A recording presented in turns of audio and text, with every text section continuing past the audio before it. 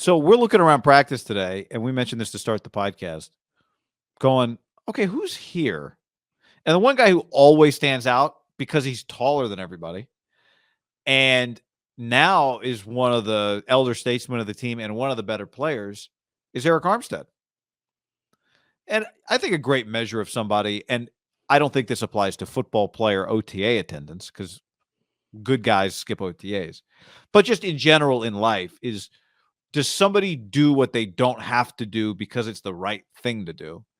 And I'm not saying OTAs is the right thing to do. I'm not applying that test to football.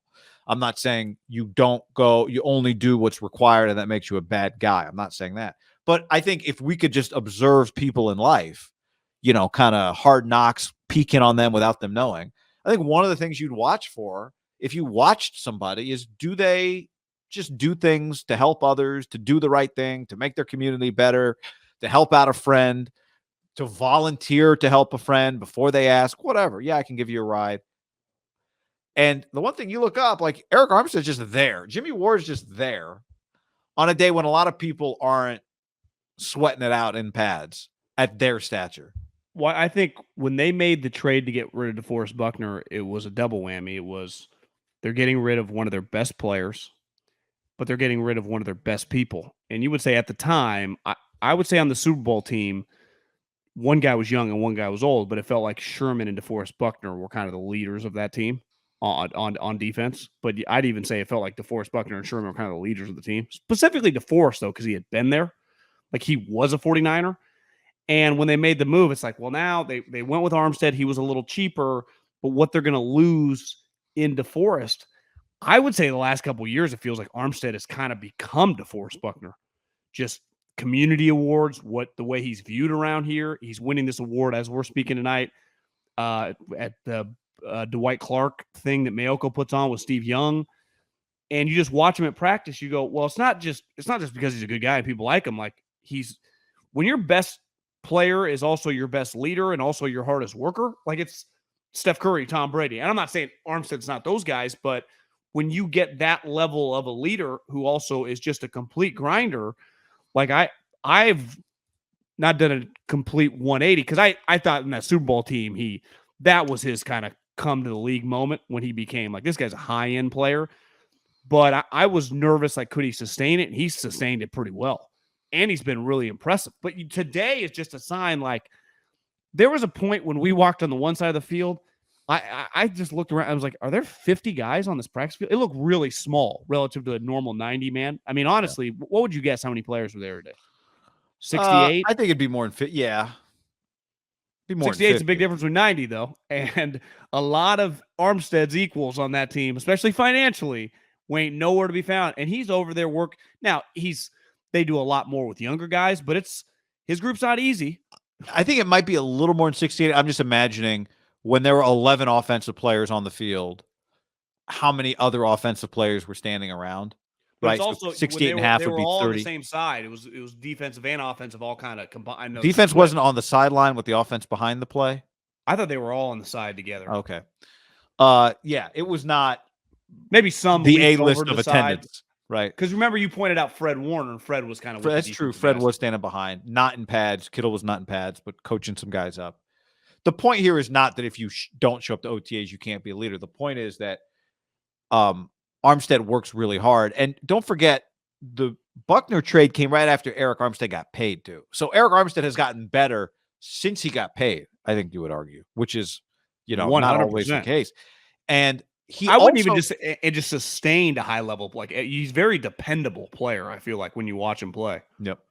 And versatile.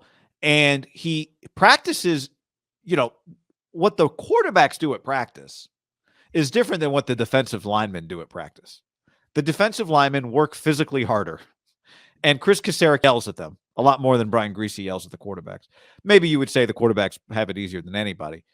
Like the Niners D-line, not only do they go through their individual drills with Chris Kasarik screaming at them, but then when they do 11 on 11, the D linemen, you can tell it's a point of emphasis, chase the person who has the football like 20 yards down the field.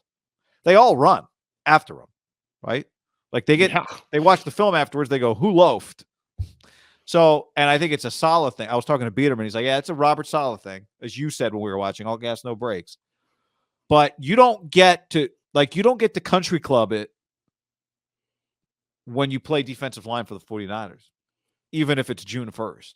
One, don't you think that Chris is telling, and now Arik just knows this now, like he's got to do it because they're all looking at him. You know, it's right. A lot of you random young guys. It's not some, Drake Jackson out there, Nick Bosa out there. It's not a star-studded group beside him. Yep.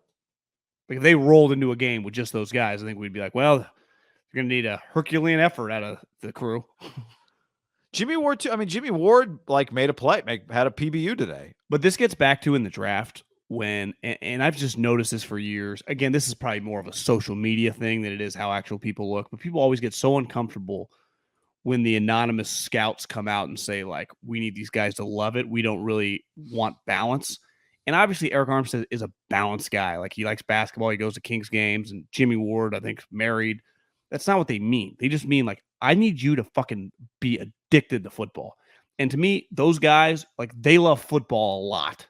And you hear coaches, I would say at every level, but specifically high-level college football and specifically the NFL once they start paying you, like, I need guys that are all in. And when they mean that, like, you kind of got to be a football junkie. Me personally, I'm not a football junkie relative to those guys. John Lynch, football junkie. Adam Peters, football junkie. Obviously, the executives are, the coaches are. They want their players to be like them. Like, you're thinking about it all the time? Because we are, and when your best players are football junkies, it's why, like, I'll give this for George. Like, I do feel George loves football. It's why they love George Kittle, right? Fred Warner loves football. I think they're very comfortable with Trent and Nick Bosa where they are on the football scale. They're so good, you probably couldn't even notice if they didn't or did. But I think they clearly do. But like Jimmy Ward and Arik Armstead, you couldn't even argue it.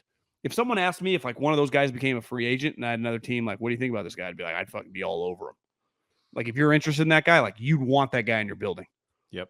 Like if in a couple years, like Armstead, cap casualty or whatever, or Jimmy Ward, you draft someone, whatever, because that's just the way football works. Like, those guys are going to play. More than likely, they both won't end their career on the 49ers. I'd be like, I would bring this guy in the building if the money's right. You want those guys.